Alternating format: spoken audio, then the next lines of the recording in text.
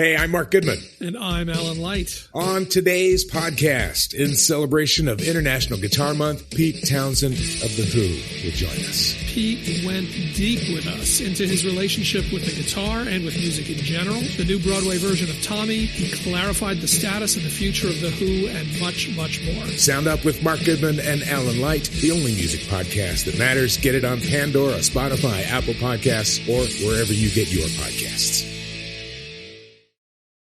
What's up, y'all? This is Brother Ali in the mix with Tim Einekel on The Library, rapstation.com. Keep it right here. Yo, I'm a little crazy. I'm a little... Lazarus is a Pakistani-American rapper and a doctor from Detroit, Michigan. He once was invited to Def Jam founder Russell Simmons' home to perform, where he received a standing ovation from Russell Simmons himself. I am pleased to welcome Lazarus to The Library with Tim Einekel on rapstation.com. Welcome, man. Thanks for joining us.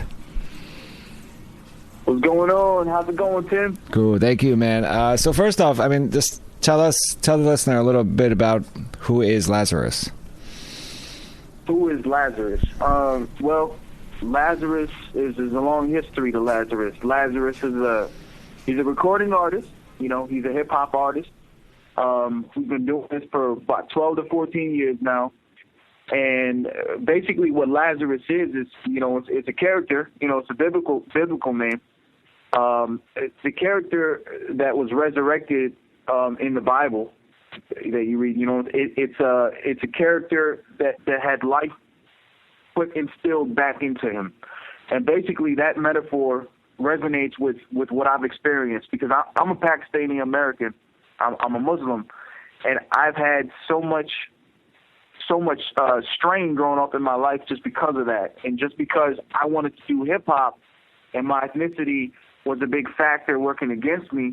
That, you know, there were times in my career early on where people told me that there was no possibility for you to break in this industry because of your ethnicity, your race, and your religion.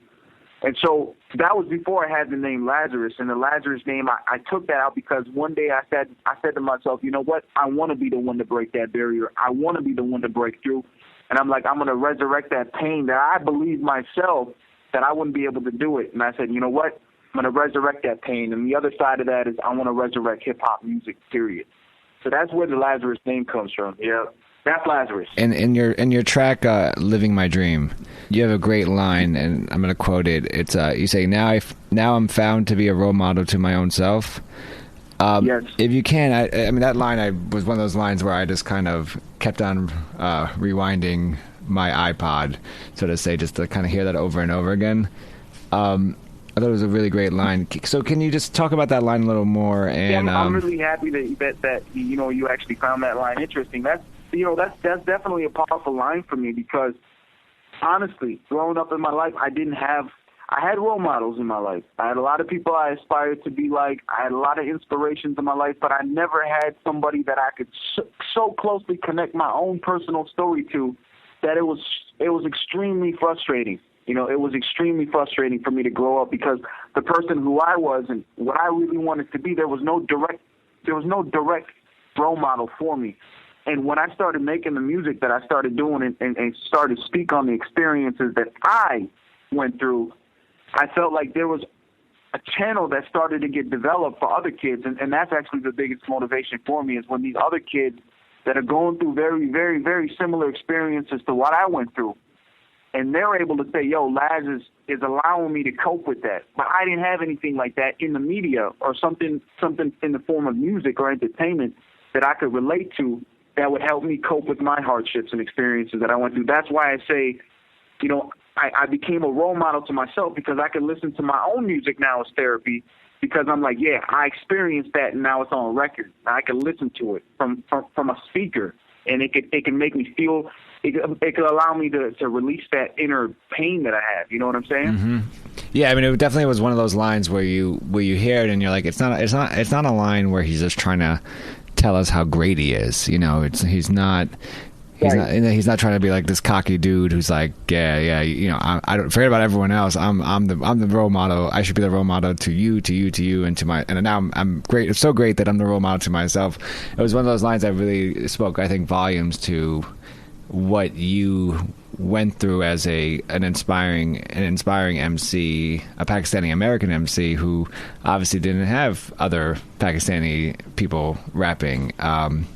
Exactly. So it definitely was one of those lines where I was like, wow, it was a great line. It is a great line. It's it's one of my favorite songs on that mixtape. So I thought it was really cool. Lyrical wordsmith that was so merciless, bursting with energy, infatuated with poetry and its surface. I was destined to be a rapper, but a rapper with a purpose. All the stuff I grew up on, no one else talked on, I talked on. I walked on that thin rope, no one walked on while I sparked bombs, launched rounds, Pakistani, and now I'm found as a role model to my own self. For the first time, I could go follow my whole motto, kill them all and go full throttle. Don't stop though, make it a fight, breaking every stereotype and making it right through the face of a mic. Ain't no better weapon to oppression than a voice with a passion. But I wasn't scared to take action, not in no faction, I was solo. I want to go back to something, in the intro I mentioned you were not just an MC, but you're also a doctor. How do you balance life as an MC and how do you balance your life as a doctor?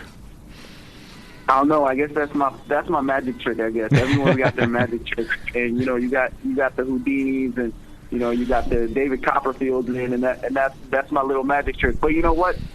The secret is simple: time management, hard work, passion, dedication, and that's actually a magic trick that I want to share with as many people as I possibly can, because there's a lot of people that grow up living in their worlds and their lives, and they have certain passions or something that they really feel like they could excel in. Like I know kids that say, I know for a fact I'm so good I could be in the NBA. Like they have these passions, these dreams, but they give them up because of somebody telling them, hey, it's not a field that's very viable for you. It's not something that you could really attain. It's kind of like, you're living in a bubble. You're not really going to be able to do it. But I'm like, no, if you truly believe that you can do something, you got to keep striving for it. You got to keep pushing for it.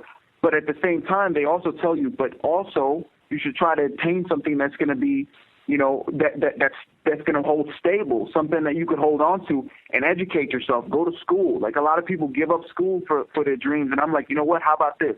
How about I steady work on school, I keep doing that, and I keep educating my brain, and at the same time keep fulfilling my passion. And it's just, I stuck with it. I kept doing it. I said, you know what, this is my passion. I love to do it.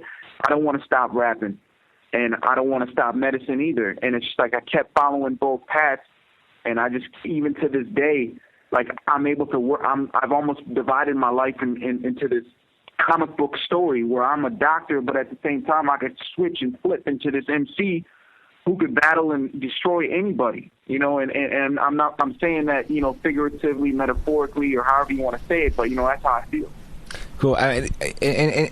In your music, you talk about how you in elementary school, you realized you wanted to be a doctor, and that was one of your, obviously, that was a dream you had, and you fulfilled that dream, or continuously fulfilling that dream.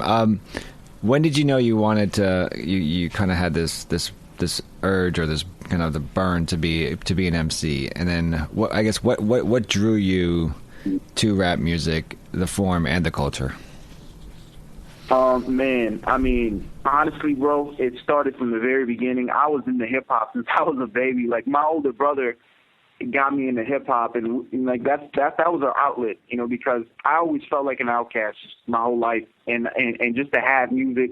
Like, I rooted back to all the old, like I went to Run DMC, EPMD, Public Enemy, NWA, Rakim, Grandmaster Flash, just from the root all the way. And then I just built from that to Wu-Tang and Nas and M. And like, I kind of listened to hip hop and used it as an outlet for myself. Like I felt like that was the only form of expression that I could listen to. This was before I started rapping. That I could actually take any kind of pain that I went through in my own life and translate into some euphoric experience where I could actually feel like, yo, you know what?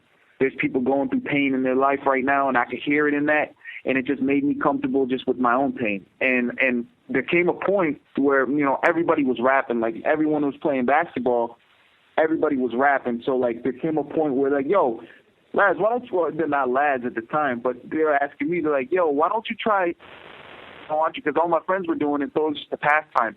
So, I was listening to some Wu-Tang records at the time. Like, my favorite track, I think that was right when Wu-Tang Forever came out. and I was listening to Triumph, and something about that song, it was just I kept listening to it. I kept rewinding every verse, and I was so infatuated with the lyrics and the way that the vocabulary was placed. And I'm like, man, hip hop, people don't know hip hop is like what it could do to you and how it can make you feel intellectually. So then I started putting together like lines from my biology class, and I started putting those into my this was in high school, and I started putting those into rhymes. And then it just the pastime built, and it just built and built, and it became my favorite thing to do when I wasn't doing school or whatever, you know. Oh, nice. On your debut album, Chapter 1, The Prince Who Would Be King, you did a track with Royce da 5'9". What was that experience like for you, and what did you learn recording with Royce da 5'9"? Man, me and Royce actually, we recorded at the same studio in Detroit, and I linked up with his engineer. He was his engineer. His name's Ivy Duncan, and his producer. He was he had actually produced, or he'd engineered the song "Bad Me Feeble" on the original Slim Shady LP. Nice. EP, actually. And so he was the one that, my buzz had been so strong. Like I had just been battling on, at Wayne State and stuff, and he found me. He was just like, "Yo, Laz, you got a lot of talent. I want to bring you in the studio." So I started recording at that studio free of charge. I mean, at no expense. He thought I was so dope that he just started recording me at his high-end studio. I was like, wow, no cost for studio session. I was so happy about that. But I started recording, and then, he's like, yeah, Royce coming through, he's going to... I'm like, wow, okay, Royce da 5'9", that's what's up. And then, he actually got me on the phone with Royce, and he's like, yo, I got Royce on the phone.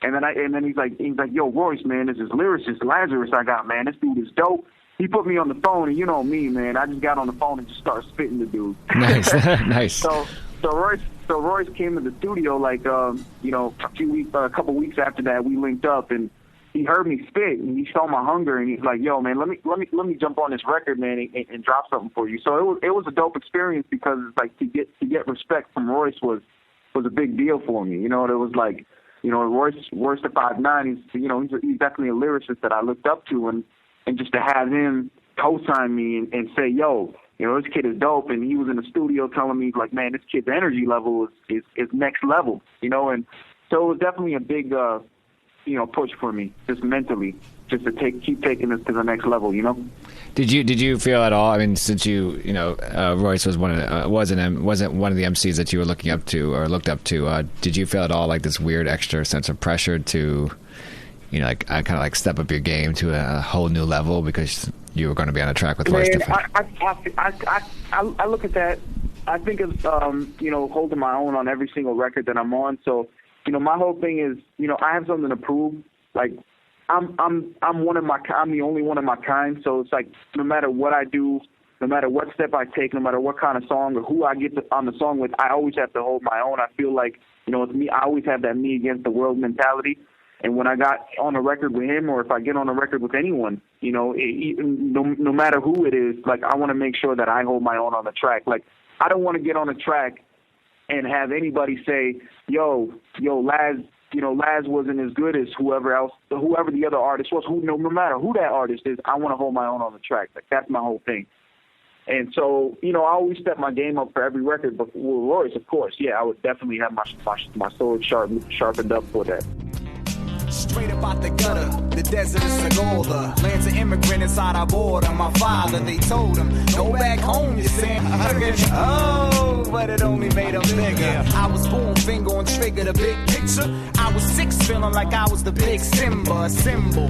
That of a king who was ruling, and like Saladin. When he took over Jerusalem, I got a dream, like Martin Luther. That'll shoot the human maneuver like a fire from Makuma. Bazooka, the human medulla. Oblongata, then I gotta add the kryptonite to take away what make you super. You just cross Detroit, cross gorillas. Cause I don't miss when I shoot like Chauncey Billups. You force the fellas, the realest is not concealed. Like the face of the Freemason. I want to move on to another track you did. It's Drug of Choice, which reached over 1 million views on YouTube within 2 months. Yeah. What do you think it was about the video and the record which appealed to your listeners? And also, why did you decide to film the video in Pakistan? The realism, man. I just, I filmed that video at a time when everyone, including Pakistani people. Like, everyone was talking about how dangerous it is to go to Pakistan. Everybody was talking about how it was, you know, you're going to go there, you're going to get killed, or this is going to happen, and it's just a dangerous place. And I'm like, I was far from my roots because, you know, I hadn't been there in so long, you know, and I'm always thinking to myself, like, I'm a Pakistani-American, but, you know, I haven't been to Pakistan in so long. I just felt like, you know what? I want to make a song that really showcases who I am, where I come from. That's one thing I never want to forget. And I'm like, so I went to Pakistan and I filmed a video because I actually got a verse in there in my own native tongue. And the singer that's sampled on there is a very, very popular Pakistani singer, Nusrat Fateh Ali Khan, and we sampled him on the record. And I thought this is definitely something to break cultural boundaries. And just filming in Pakistan, I felt like it was only natural for that to happen, and it was successful because of the realism that we showed in the video. Like I showed that we could go to Pakistan and shoot a hip hop video there. That's unprecedented, and I felt like, you know, I want to be the one to do it. Well, what if at all? I mean, were there any critiques of you coming in and doing a hip hop video or doing a rap song? Man, the way I am, bro, like I go where I go and I just take charge. Like they see what I'm doing and they get behind me. That's just that's the energy that I have to go everywhere with. And when I went to Pakistan and I asked them if I could shoot or anything, like, they were just like, do what you got to do. This is your country. I was like, all right, I'm gonna do what I got to do. So I just went to the areas where I felt it, you know, looked right for the video, and I directed it myself. I directed that video. Oh, that's real dope. I want to kind of continue on. Geo News shot a full feature documentary about your life in Detroit, yes, which was aired also to the entire country of Pakistan. What was the reaction like in Pakistan, and what did you want people to take away from the documentary? Man, they love the documentary. I think the documentary touched a lot of people's hearts, man, because it showcased it to them that there is such a thing as following your passion and dream to lead to success. And people seeing that, okay, well, you know, this guy. First, the documentary just shows my accomplishments in hip hop, man, and all the things that I've done just with the hip hop music, and then it ventures into my medicine. And I had a lot of people hitting me up from overseas, telling me, look, you know, your story inspired me to want to pursue school and my ex-passion, you know, whatever their, you know, quote-unquote ex-passion was, they wanted to pursue that and, you know, continue their education. So it kind of gave people that example. Like, people could say, yo, it's possible for me to do A and B and balance the two and stuff. And I think that definitely hit a lot of people, not only overseas, but just in general, just anyone that could take anything from that documentary. They made a version of it in English too. I just don't have a copy of it. Oh, nice. Cool. I want to. Yeah. You did a track, Lay the Law Down, which is not just a track but also a video featuring Detroit's D12. Besides Eminem, what do you want listeners to know about the lyricists coming out of Detroit now? Man, the lyricists coming out of Detroit, man, I think that, you know, there's a lot of passion. And because of the nature of Detroit, man, there's a lot of just anger in a lot of people just because of the way the city is being run down, and people just want to express themselves. Like, I almost feel like people are cornered into the only outlet they have is hip hop, and the people that are actually, you know, pursuing the hip hop right now in Detroit are true lyricists, man, because they got some pain to talk about. They got something to talk about that's real. And, you know, they're spitters, man. We battle. We have a culture of battling in Detroit. Not every city has that culture. And, you know, I grew up on that. I grew up on the battling. I used to battle MCs. That's how I earned my stripes in Detroit. And if you didn't battle, it's very hard to even have a name in Detroit or be recognized or respected in Detroit. And I think that the battling is really what crafts you to become a wordsmith. And, you know, some are able to transcend from battling to songwriting. And I think that's very important for your inevitable success, because you got to be able to write songs and catchy tunes and speak to the people as well. But the battling is definitely very strong in Detroit. You touched on this earlier. You talked about the obstacles that you've kind of ran into growing up as and currently as an MC who is Pakistani-American. I was wondering if you could kind of elaborate a little more on what obstacles have you faced as a Pakistani-American MC, but then also what obstacles have you faced as an MC who is also a doctor? Because, I mean, I imagine what's interesting is that your profession, you have this profession as a doctor, and then you're also an MC. So the persona you take on, like you can't really take on that persona of being like a drug dealer or a murderer, right? Because you're a doctor. So I was like wondering what obstacles have you've encountered as a MC, as a doctor as well. All right, so basically, man, let's start with the first question. The fact that I'm Pakistani and that I'm pursuing, hip hop, that's been a big obstacle. It's been a social obstacle. It's been, as an MC, just when I stepped in the scene, the very first moment, people always looked at me as as a joke. Oh, this guy, man, he can't rap. There's no example of it. So everyone kind of until you show them that you have to respect me because of your skills. And it gets to the point where, like, I had so much anger in my heart. Like, when I used to battle rappers back in the day, that's where it started. I used to have so much anger in my heart because I felt like I was fighting the whole world, not just one person, when they would battle me and say things about my race. Like, I felt like I was having to muster up something that, literally I felt like I was fighting 100 guys at once. And I had to have that passion to do it. It was tough, man. It was real tough. But as far as, just later on, the race card played a role in the future aspects too. Like when the record labels, like when I did the thing with Russell Simmons last year, labels started hitting me up after that. And, when they took notice of my race, they're like, what we need to do is we need to start marketing you as a Latino. So they're like, you're dope. You can make songs and you're catchy, but we got to market you as a Latino because you know what's going on overseas, right? With your people and stuff and all that craziness. Well, we can't promote that in the music business. And I'm just like, whoa. Whoa. That same thing goes with me being a doctor. Like, oh, okay, so you're a doctor? Yeah, that doesn't really suit well with the image that we want to push for a rapper to be a drug dealer. And I'm like, look, man, if you go back to the history of hip hop, which you obviously don't know anything about, right? And you go back to the origins of the rappers that talked about their struggles. I mean, go back to Chuck D. Look at the music that he was talking about. He wasn't talking about being a drug dealer. He was talking about some real stuff in his music about what's going on in the world. But no, you can't talk about that now. It's like they don't want to push you for being you. They want to push you to be part of that gimmick, to be part of that marketing engine that they have going on. They want to keep recycling the same music and just put random faces on the same idea.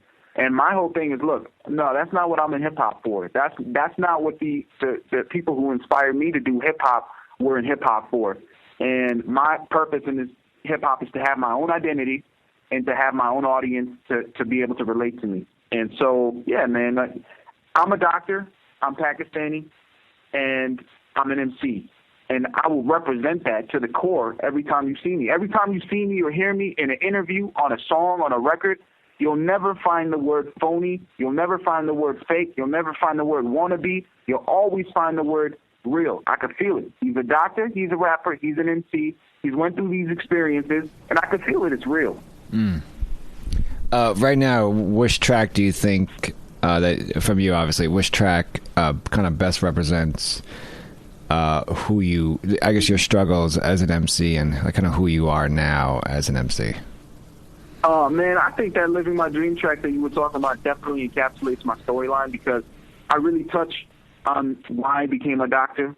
And it's not that I'm a doctor just because of the stability and the profession of, being the one that, people wanted me to be a doctor or somebody pushed me to be a doctor. It was because, when my grandmother died of diabetes, I really wanted to be somebody to help that situation. I wanted to be somebody that could help make the world a better place in some way, shape, or form. And I became infatuated with medicine, just like I became infatuated with hip-hop to express to millions upon millions of people who don't have a voice in this world. I wanted to be that voice. I wanted to be that gap. I wanted to be able to bridge that gap. And I feel like, if I can make myself, if I can sacrifice anything else that I could possibly do with my life to pursue that, I wanted to do that. That was my outlet. Because, my father, he came to America, man, with literally like $50 in his pocket. That's all he had. He was homeless. And my father was homeless, and, when we were born, it was just like coming from nothing. He came from a village in Pakistan where, you know what I'm saying, to have a toilet in your own house it's something glorified. Like, wow, you got a toilet. You're the man. And coming from that mentality, it's like, I don't want to just grow up with that mindset. I carry that mindset in my life. I'm like, if he had to go through that kind of pain, that we take everything for granted in our lives. And I'm like, I don't want to take anything for granted in my life. I just want to take that passion that I have, and I want to pursue it all the way to the core. My older brother's a prize fighter, and he pursued that. He wanted to be the one to say, I want to go against the grain and do what everyone else in my culture and community says that I can't do, and I want to be able to be the one to do it. Because let me tell you about this, man. There's an inferiority complex that Pakistani-Americans have, man. I'm just being honest. Like, growing up, when I was going to school, or when I was mingling with other Pakistanis or South Asians or really anyone that, second generation, immigrant, they were always like, you know what, they were happy in their bubble. They were happy to say, yeah. If somebody like mocks them or makes fun of them or starts, making fun of their accents or the way they talk, the way they act, or people call them funny, they just back away and they're just like, you know what, we're not in a position. This is what they say. We're not in a position to counter that, because that's the mainstream. Like, those are the mainstream people that are in the media, and they'll always get the better of you. They'll always get the end of the laugh on you. You'll never get the last laugh on you. And I'm just like, no, hell no. I'm like, no, bro. I'm not gonna be an inferior person. If somebody's gonna mock me, diss me, laugh at me, or they try to embarrass me because of my color, the pigment on my skin, I'm like, I'm fighting back. I got that from my older brother. He said, fight back. Don't ever take nothing from nobody, no matter what ethnicity, culture, or race they are. You are not inferior to no man on this earth. And that's my passion, bro. I had a dream to be the greatest, like Ali. I would say this, and my college was acknowledged. There's a problem, cause I brawl them. Any MC I ever would see, never you see, they wanted with me. Face to face, eye to eye, they knew that they would die that night. Dynamite, sought my mic, like I had a water fight. All the days and nights, hip-hop became a part of my life. Quench my thirst like water was like the air I breathe through my windpipe. If I could be the illest, the realest, the rowdiest, loudest voice, then that's what I'd be. Hungry, I was studying school, at the same time bloody and fools. Lyrically, what was in me that I got fans believing in me? I rattled the battle that boat, cut at the throws, what kept me afloat. Went to the radio, battle some more. Got the bus building to let the game know. Got to the city, got to the web, spread it, embedded it right to their head. No matter whatever competitor said, I was. What's next for Lazarus? Man, Lazarus is on the move right now, man. I feel blessed to be in this position where my music is actually reaching out and touching a lot of very, very important people. I'm actually headed to Russell Simmons' house on September 16th over here in L.A. I've actually been appointed on his host committee with the likes of the president of Paramount, the vice president of NBC, chairman, CEO of Universal, Kevin Lyles of Def Jam. I'm on that private committee with Russell Simmons, and I'm very grateful for that. I'm dropping this album, and I'm dropping that November, December is what I'm looking at right now. And, I got, I'm cut coming up with Royce the 5'9", another one, new one, got that D12 record. And, pushing, man, constantly pushing, striving. I feel like my music caters to a brand new audience for hip-hop, international market, that's completely untapped, people that don't have a voice in mainstream hip-hop. I'm not trying to be an underground hip-hop artist, man. I feel like I want to try to break through and break through into the commercial realm and try to what I mean by that is I want to break through to a large audience. Like, I want to be able to have my music at such a level of exposure that, that people can really start looking at it and gaining something. It's not for me, man. Like you said, people go out and say, oh, I want to be the greatest, the illest, the best thing people have ever seen.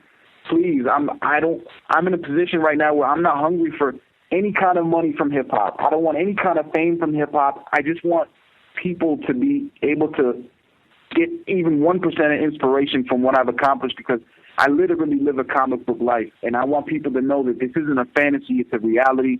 You make it that, and you can make it that. So I want to do that, and and all the college kids, man. Every kid going to college in the world can relate to my story. And when a record label tells me my story is not fit for hip-hop, my answer to that is, okay, so you're telling me that nobody goes to college and listens to hip-hop. You're telling me that nobody in the Middle East or South Asia or India, Pakistan, Bangladesh, no people over there listen to hip-hop. I'm like, come on, man, you don't know what you're talking about. Right, and of course, the best way for people to kind of continue to, look out for what you're doing. Twitter, Instagram, all that good stuff. Hit him with that. Yeah, absolutely. At LAV Detroit, they can find my music. They can find me on Twitter and Instagram. And then you can search me on, they verified me on Facebook. You search out Lazarus on Facebook, you'll find me on there. And, man, just look out for me. I was just on Shade 45 last week with Sway, man. He was really happy with what he heard. So I was really happy about that, too. Lazarus, thank you so much for joining me on The Library with Tim Einenkel on rapstation.com. It was an absolute pleasure, my man.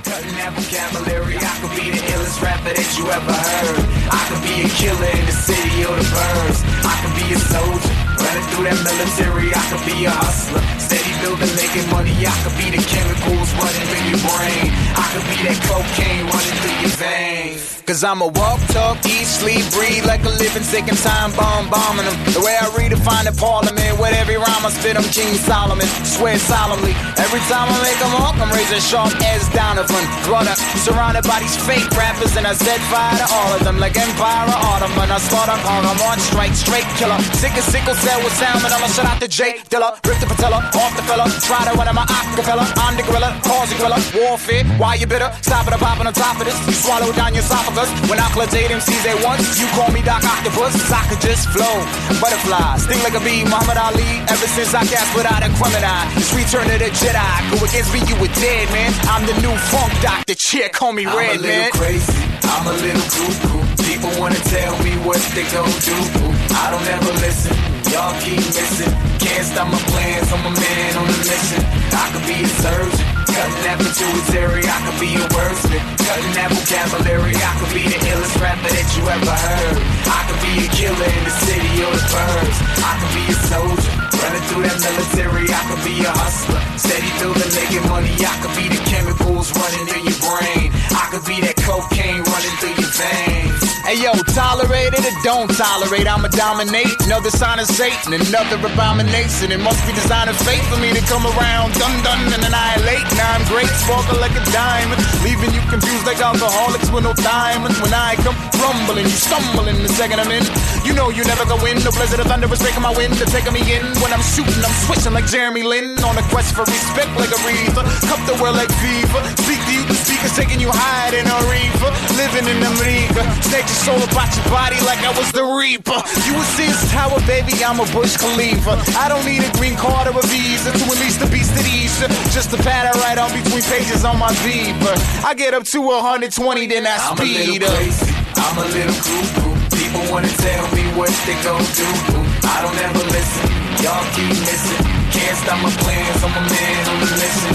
I could be a surgeon, cutting that pituitary. I could be a wordsmith, cutting that vocabulary. I could be the illest rapper that you ever heard. I could be a killer in the city or the birds. I could be a soldier, running through that military. I could be a hustler, steady building, making money. I could be the chemicals running through your brain. I could be that cocaine running through your veins.